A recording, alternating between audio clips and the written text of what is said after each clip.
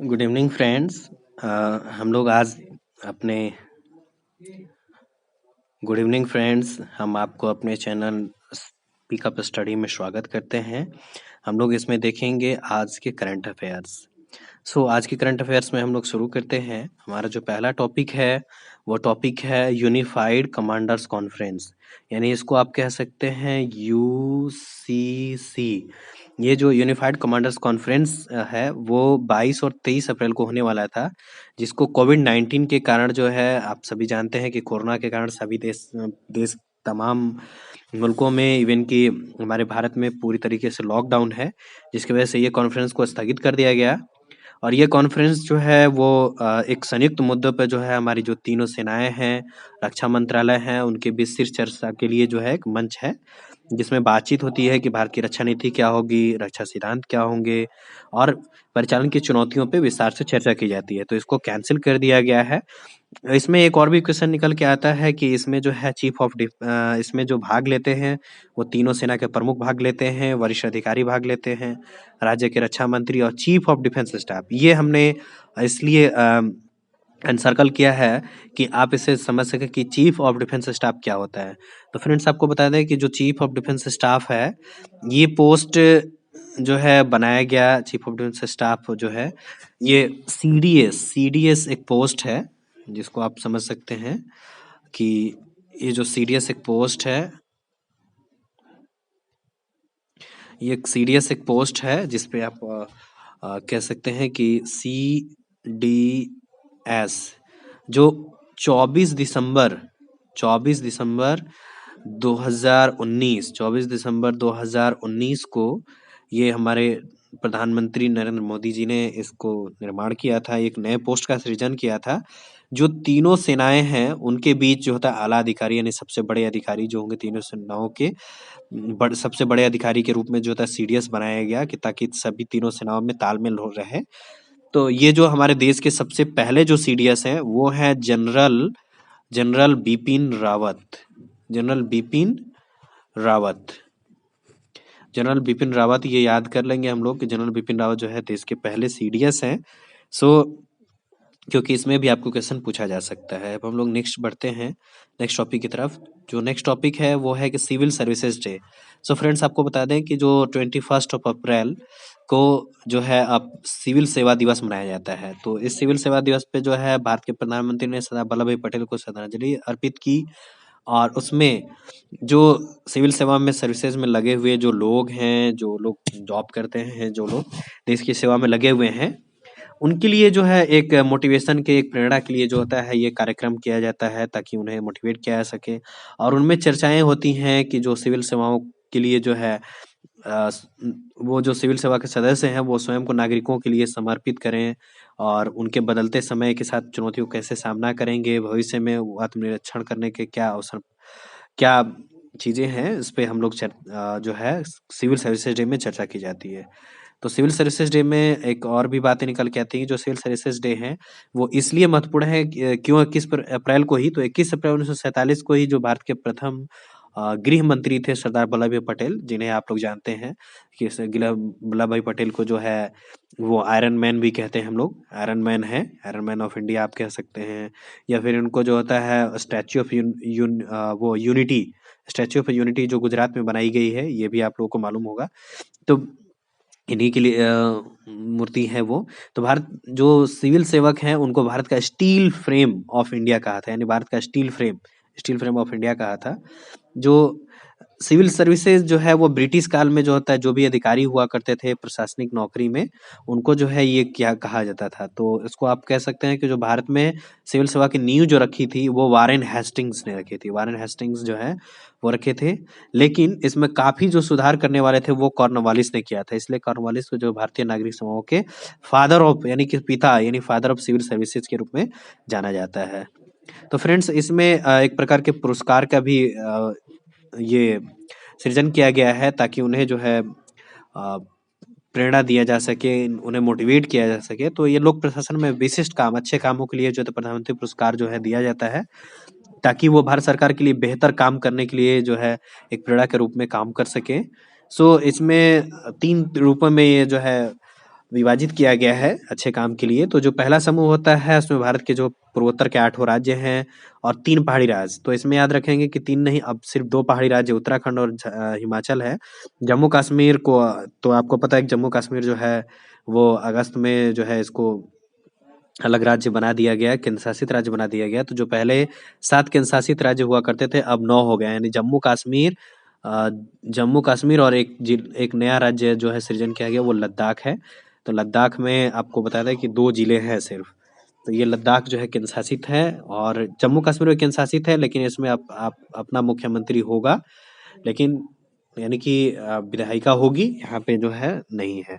ठीक है, तो हम लोग आगे चर्चा करते हैं। ये 3 तरह के यहाँ पे अलग अलग राज्यों को बांट करके प्रधानमंत्री पुरस्कार दिया जाता है। सो नेक्स्ट हम लोग टॉपिक आते हैं सुबनसिरी रिवर। सो फ्रेंड्स आपको बता दें कि एक सुबनसिरी रिवर है। सुबनसिरी रिवर अरुणाचल प्रदेश के सुबनसिरी जिले में ही सुबनसिरी नदी बहती है। उसके ऊपर दारो पिजो नाम का जो होता है 430 फीट लंबा बैनी पुल बनाया गया है। ये पुल बनने से जो है वहाँ पे जो बीएलओ संगठन है, यानी कि सीमा सड़क संगठन पे जो वहाँ पे हमारे जो सैनिक हैं उनके लिए जो आवश्यकताओं की पूर्ति हो सकेगी। भारत और चीन के बीच जो एलएसी है, जो वास्तविक रेखा है, उसी आसपास के क्षेत्र में है, जिसको आप लोग जानते होंगे कि जो डोकलाम क्षेत्र था, जो डोकलाम क्षेत्र भारत और चीन के बीच विवाद बना था 2017 में, तो भारत और चीन के बीच, तो उसी के आसपास के में एरिया है। तो वहाँ पे जो है लगभग 600 से अधिक गांवों को फायदा मिलेगा आने जाने में। और वहाँ जो एलएसी पे हमारे जो सैन्य कर्मी हैं वहाँ काम करते 3000 से अधिक, उनको जो है काफ़ी आसानी से आने जाने में सुविधाएं होंगी। उनके आकस्मिक चीज़ों को ले जा सकेगा, जैसे तोप है, ये सब को भी ले जा सकेगा। तो एक और भी चीज़ें निकल के आती हैं जो भारत और चीन के बीच कौन सी रेखा है, तो वो वास्तविक नियंत्रण रेखा जो है वो एलएसी। इसकी लंबाई होती, टोटल लंबाई जो है वो 3488 किलोमीटर है, लेकिन जो अरुणाचल प्रदेश से संबंध रखता है वो सिर्फ और सिर्फ 1126 किलोमीटर जो है अरुणाचल प्रदेश से संबंध रखता है। ठीक है, नेक्स्ट हम लोग बढ़ते हैं अपने टॉपिक की तरफ। तो इसमें आपको दिखा दें कि इस नक्शे में हम आपको दिखा दे रहे हैं कि इसको आप देख सकते हैं कि जो सुबनसिरी रिवर हमने बनाया है कि सुबनसिरी रिवर जो है वो अरुणाचल प्रदेश की घाटियों में बहते हुए यहाँ पे ब्रह्मपुत्रा नदी में आकर के मिल जाती है। तो जो सुबनसिरी नदी है उसका उद्गम क्षेत्र जो है वो तिब्बत के हिमालयी क्षेत्र में होता है और ये अरुणाचल प्रदेश से बहती हुई दक्षिण असम घाटी में लखीमपुर जिले में जाकर ब्रह्मपुत्र नदी से मिल जाती है। तो इससे आपका एक और भी क्वेश्चन बन जाता है कि जो अरुणाचल प्रदेश में ब्रह्मपुत्र की सबसे लंबी नदी जो है वो अरुणाचल प्रदेश में ये सुबनसिरी नदी है। इस नदी को जो है हम लोग स्वर्ण नदी भी कहते हैं। इस नदी को एक और भी नाम दिया गया व्हाइट वाटर राफ्टिंग भी कहा जाता है।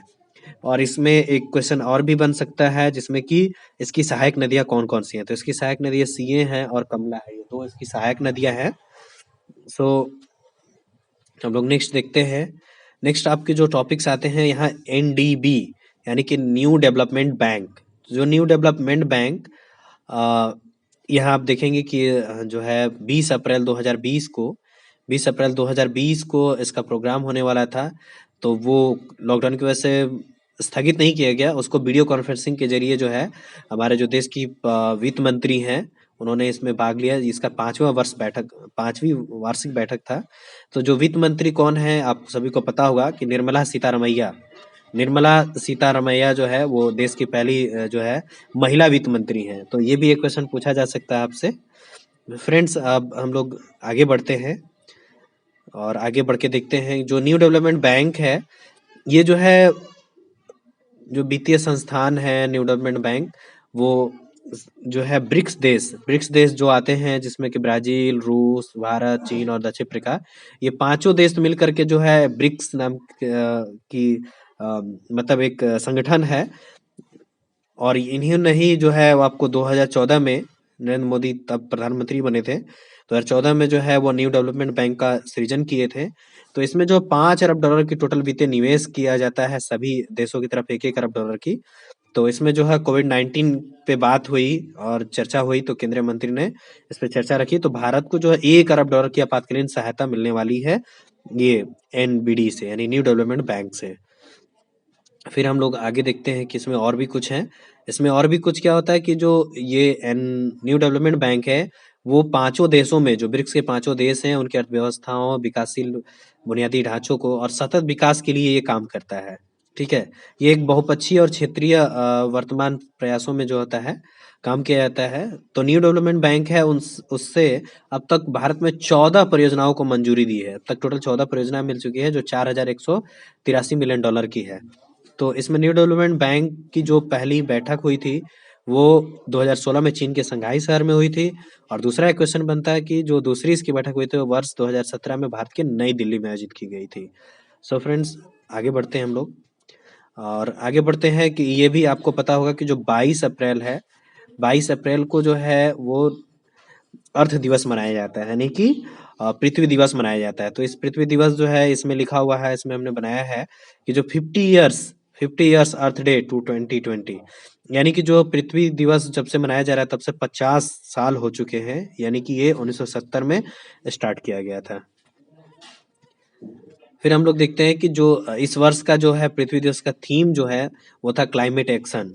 और ये क्यों मनाया जाता है? इसका मुख्य उद्देश्य है कि पृथ्वी पर्यावरण के संरक्षण के प्रति लोगों को जागरूक करना। 22 अप्रैल 2020 को पृथ्वी दिवस के 50 वर्ष पूरे हो गए हैं। और ये अमेरिकी सीनेटर जो ग्लोनार्ड नेल्सन, ठीक है, ग्लो यानी कि गलोर्ड नेल्सन जो थे, वो पर्यावरण के प्रति जागरूकता बढ़ाने के लिए पृथ्वी दिवस की शुरुआत किए थे। और इसीलिए इनको जो है पृथ्वी दिवस के जनक के रूप में जाना जाता है। तो आपको ये बता दें कि पर्यावरण की जो संरक्षण की बात करें, तो जो हमारे देश में लॉकडाउन हुआ है, इससे समझिए कि पर्यावरण काफी संरक्षित हुआ है, पर्यावरण को काफी लाभ हुआ है। हालांकि हमारी अर्थव्यवस्था पे बहुत ज्यादा असर पड़ा है, लेकिन इसके फायदे हमारे पर्यावरण को हुआ है। पृथ्वी यानी कहीं ना कहीं साफ और स्वच्छ हुई है। तो आगे बढ़ते हैं हम लोग नेक्स्ट टॉपिक में। तो जो है रक्त कोष पोर्टल, यानी एक इलेक्ट्रॉनिक रक्त कोष पोर्टल जो है वो बनाया गया है, इस पे काम कर रहा है फिलहाल। तो ये जो हमारे स्वास्थ्य परिवार कल्याण मंत्री हैं, उन्होंने जो है इस पे काम करने के लिए बात की है, और उसकी जो है रियल टाइम स्थिति की निगरानी के लिए ऑनलाइन पोर्टल का उपयोग किया जा रहा है, ताकि इसमें जो है फ्रेंड्स आपको बता दें कि जो जितने भी ब्लड बैंक्स हैं, सभी ब्लड बैंकों को एक ही नेटवर्क से जोड़ दिया गया है, जिसमें उसकी डेटा के प्रति, जो डेटा के कौन से ब्लड ग्रुप के ब्लड उपलब्ध है या कौन कौन देने वाले हैं, सारी जानकारियां जो हैं इस पे एक साथ, जितने ब्लड बैंक हैं देश भर में, सबको एक साथ जोड़ दिया गया इलेक्ट्रॉनिक रूप से। तो इसमें आपको उचित संग्रह, दान, प्रभावी प्रबंधन, रक्त की गुणवत्ता, मात्रा और सभी चीजों को निर्देशित करने के लिए ई रक्त कोष पोर्टल बनाया गया है। एक प्रकार का पोर्टल है। तो फिर हम लोग देखेंगे। सो नेक्स्ट हमारा जो टॉपिक आता है, वो टॉपिक है इंडिया सेवा, कोविड इंडिया सेवा। तो इसको जो है स्वास्थ्य परिवार कल्याण मंत्री जो है, वो कोविड-19 के महामारी के दौरान जो है इस पे एक प्रकार का संचार प्रत्यक्ष चैनल बनाया है, जिसपे जो है देश के लोगों के बीच जो है वो बातचीत हो जा सके, अपनी समस्याओं को वो रख सके, उनसे बातचीत किया जा सके। तो कोविड इंडिया सेवा नाम की एक प्रत्यक्ष चैनल पोर्टल बनाया गया है। सो आगे हम लोग बढ़ते हैं। इस टॉपिक्स में देखेंगे कि जो इनका उद्देश्य क्या है। जो आपको हमने बताया कि जो कोविड इंडिया सेवा है, उसका जो है उद्देश्य क्या है? तो उद्देश्य है कि जो इस समय संकट, जितनी बड़ी महामारी संकट आई है, उसको पारदर्शी ई गवर्नेंस के सक्रिय करना और बड़े पैमाने पर नागरिकों का प्रश्न उत्तर देना है। यानी कि बहुत सारे लोगों का सवाल होता है, बहुत सारे लोगों की समस्याएं होती हैं, बहुत सारे लोगों का क्वेश्चन होता है स्वास्थ्य को लेकर के। तो इस पे जो है लोगों से डायरेक्ट बातचीत हो सके, मैसेज के द्वारा, ट्वीट के द्वारा। तो ये एक डैशबोर्ड माध्यम से काम करता है। इसमें बड़ी मात्रा में ट्वीट किए गए मैसेजों को का समाधान बनाता है, समाधान के जवाब दिए जाते हैं उनको। तो प्रशिक्षित विशेषज्ञ जो है वो नागरिकों के साथ संचार के लिए एक प्रत्यक्ष चैनल है। ये जो प्रशिक्षित विशेषज्ञ होंगे, नागरिकों के साथ डायरेक्ट संचार कर सकेंगे, और इसमें कोई भी व्यक्तिगत संपर्क विवरण, स्वास्थ्य करने की आवश्यकता नहीं होगी, यानी आपसे व्यक्तिगत चीजें नहीं पूछी जाएंगी। सो नेक्स्ट हम लोग जो आते हैं, इसमें आता है एक ऐप है, जो आप आरोग्य सेतु देख रहे हैं कि कहा जा रहा है। तो इसी में जो एक ऐप है, इस ऐप से जो है संयम ऐप कह सकते हैं। ये संयम ऐप से जो होता है, जो होम क्वारंटाइन नागरिक हैं, उसको कंट्रोल करने के लिए ये बनाया गया है। ये एक जीपीएस एप्लीकेशन है, जीपीएस बेस्ड। तो इससे जो होता है, जो जब भी क्वारंटाइन किया गया व्यक्ति है, जब अपना घर छोड़ेगा तो वहाँ के प्रशासन को मालूम चल जाएगा, जिससे कि उसको ट्रैक करने में सुविधा होगी। तो अब आते हैं, हम लोग नेक्स्ट बढ़ते हैं। इसमें देखेंगे कि जो शहरी प्रशासन है, मॉनिटरिंग सेल है, रियल टाइम आधारित पर ये जो है नागरिकों के आवागमन लाल, पीले और हरे रंग में चिन्हित करता है। यानी व्यक्ति अगर ज्यादा समय के लिए बाहर गया है तो वो लाल रंग को उसमें शो करने लगेगा, और अगर पीला रंग, अगर व्यक्ति अगर पीला दिखा रहा है तो वो व्यक्ति कुछ समय के लिए जो है आसपास के क्षेत्र में निकला, और अगर हरा है तो वो व्यक्ति घर पर ही है। ये तो इसमें होम क्वारंटाइन के आधार पे जो है वो 5 तरह की टीमें बनाई गई हैं, 5 क्षेत्रों के लिए अलग-अलग, जो इनकी ये जाँच करेंगे और डिस्चार्ज होने वाले व्यक्ति की नियमित जाँच करेंगे। जो व्यक्ति कोरोना से ठीक हो गए हैं या फिर क्वारंटाइन उनका पूरा हो गया है तो उस पे जाँच करेंगी, और उनके लिए जो है ये भी जाँचेंगी कि अलग भोजन, अलग बिस्तर, बर्तन, कपड़े और वॉशरूम अलग किए जाते हैं या नहीं। तो ये काफ़ी अच्छा प्रयास है हमारे सरकार का। सो फिर हम लोग नेक्स्ट आते हैं नूर। तो आप इसको देख सकते हैं, एक नूर एक सैन्य उपकरण है, सैन्य उपग्रह है, जो ईरान देश ने इसको लॉन्च किया है, और ये अब देश का, ईरान का सबसे पहला सैन्य उपग्रह है जो मध्य एशिया रेगिस्तान से जो है इसको छोड़ा गया है, इसको मतलब टेस्ट किया गया। तो इस पे आप जान सकते हैं कि ये जो है पहला उपग्रह है, वहाँ का सैन्य उपग्रह है, और ये तब किया गया है जब आप जानते हैं कि ईरान और अमेरिका के बीच जो है परमाणु समझौते खत्म हो गए थे। जो अमेरिकी ड्रोन हमले में वहाँ के जो सैन्य अधिकारी कासिम सुलेमानी मारे गए थे, तो उसी के बीच तनाव के बाद जो है ये किया गया है। सो फिर हम लोग देखेंगे कि आगे क्या हो रहा है। आगे का जो टॉपिक है वो टॉपिक आती है कि जो एक रावी नदी है, रावी नदी आप जानते हैं कि रावी नदी है, वो रावी नदी जो है रावी नदी पंजाब में बहती है। तो पंजाब के कारोसेल इनक्लेव को जोड़ने के लिए रावी नदी पर 484 मीटर लंबे नए स्थायी पुल का निर्माण किया गया है। तो जो वहाँ बीआरओ है, यानी बॉर्डर रोड ऑर्गेनाइजेशन, सीमा सड़क संगठन है, वहाँ पे निर्माण किया है। इससे जो है 35 किलोमीटर के लगभग क्षेत्र को जो है वो एक साथ जुड़ जाएगा। तो इससे काफी फायदा होने वाला है वहाँ के जवानों के लिए भी। और फिर हम लोग नेक्स्ट बढ़ते हैं। हाँ, एक ये बहुत ही अच्छी पहल है सरकार की, विद्यादान 2.0। तो आप सभी जानते हैं कि लॉकडाउन के समय में पूरे देश में स्कूल, कोचिंग, कॉलेज और सारी चीजें बंद हैं। तो पढ़ाई इसमें बाधित ना हो, लोग घर पे भी रह करके पढ़ाई कर सकें। वैसे तो बहुत सारे माध्यम हैं पढ़ाई करने के, यूट्यूब के थ्रू भी लोग पढ़ाई करते हैं, और टेलीग्राम पे भी पढ़ाई करते हैं, लेकिन सरकार ने फ्री ऑफ कॉस्ट जो है सभी को शिक्षा मिल सके, इसके लिए विद्यादान एक प्रोग्राम संचालित किया है। इसको आप पढ़ सकते हैं। इसकी टैगलाइन देखेंगे, इसकी बहुत खूबसूरत टैगलाइन बनाई गई है फ्रेंड्स। इस टैगलाइन देखेंगे तो ये program for the nation and by the nation to ensure continuity of quality learning. यानी इसको कह सकते हैं कि देश का लिए, यानी राष्ट्र के लिए, राष्ट्र को समर्पित ये एप्लीकेशन है, ये सिस्टम बनाया गया है, जिससे जो होता है कंटिन्यूटी, यानी कि पढ़ाइयाँ जो है वो जारी रहे, क्वालिटी लर्निंग जो है वो जारी रहे। सो नेक्स्ट आते हैं जो विद्यादान 2.0 है, उसको देखेंगे। तो विद्यादान ई लर्निंग सामग्री को डेवलप करने के लिए जो है स्कूली और उस शिक्षाओं को जो है ई लर्निंग संसाधन का विकास हो सके, इस पे काम किया जा रहा है, जिसमें से वीडियो बनाना, प्रेजेंटेशन और ये सारी चीज़ों पे काम किया जा रहा है, ताकि बच्चों की पढ़ाइयाँ क्वालिटी एजुकेशन, अच्छी से अच्छी एजुकेशन दिया जा सके घर रह करके, बच्चे घर पे रहें। तो इसको देने के लिए जो है आप दीक्षा ऐप का यूज किया जा रहा है। और आपको बता दें कि जो दीक्षा ऐप है वो सितंबर 2017 में ही बना था, जो कि लोगों को शिक्षण और सीखने की प्रक्रियाओं को बढ़ाने के लिए किया जाता है। तो ये दीक्षा ऐप का भी यूज किया जा रहा है इसको विद्यादान 2.0 के लिए।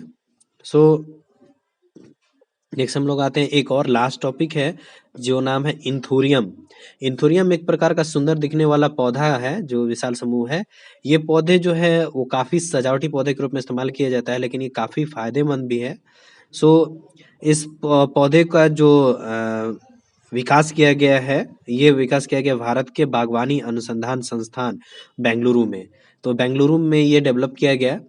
सो आप देखेंगे कि ये जो होता है विश्व के प्रमुख फलों में से एक है। ये सुंदर होने के साथ साथ पास की हवा को शुद्ध भी करता है, जिसमें जैसे कि फॉर्मेल्डिहाइड, अमोनिया, टाइलिन और जाइलिन जैसे एलर्जी वाले जो हानिकारक वायुजन है, उन रसायनों को जो होता है हवा से साफ करता है। तो हवा से जहरीले पदार्थों को हटाने की विशेषता के कारण जो नासा के वैज्ञानिक हैं, इन्होंने हवा शुद्ध करने वाले पौधों की सूची में इस पौधे को रखा है। तो इसको भी याद करेंगे, इन्थूरियम। इन्थूरियम जरूर याद कर लेंगे कि इन्थूरियम क्या है, क्योंकि ये भी क्वेश्चन पूछा जा सकता है। सो फ्रेंड्स, धन्यवाद आप सभी का ये पूरा वीडियो देखने के लिए, और हमारे चैनल्स को आप सब्सक्राइब करें और वीडियो को लाइक करें, ज़्यादा से ज़्यादा हो सके तो शेयर करें, ताकि सभी लोगों को इसका फ़ायदा मिल सके।